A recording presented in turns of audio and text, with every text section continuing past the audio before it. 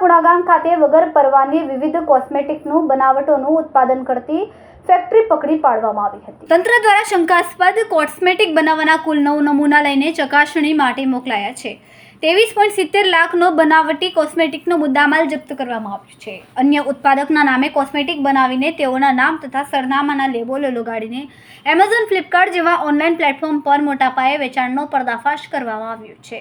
ખોરાક અને ઔષધ નિયમનના તંત્રના કમિશનર ડોક્ટર H.G. કોશિયાએ જણાવ્યું કે રાજ્યના નાગરિકોને જીવન જરૂરી દવાઓ તથા કોસ્મેટિક સામાન શુદ્ધ અને ગુણવત્તાયુક્ત મળી રહે તે માટે રાજ્ય સરકાર દ્વારા સતત મોનિટરિંગ કરવામાં આવ્યું છે. જેના ભાગરૂપે સુરતના પુણાગામ વિસ્તાર ખાતે વગર પરવાને વિવિધ કોસ્મેટિક બનાવટોનું ઉત્પાદન કરતી ફેક્ટરી પકડી પાડીને તંત્ર દ્વારા શંકાસ્પદ કોસ્મેટિક બનાવટના કુલ 9 નમૂના લઈને ચકાસણી માટે મોકલી આપ્યા છે અને રૂપિયા 23.70 લાખનો બનાવટી કોસ્મેટિકનો મુદ્દામાલ જપ્ત કરાયો છે.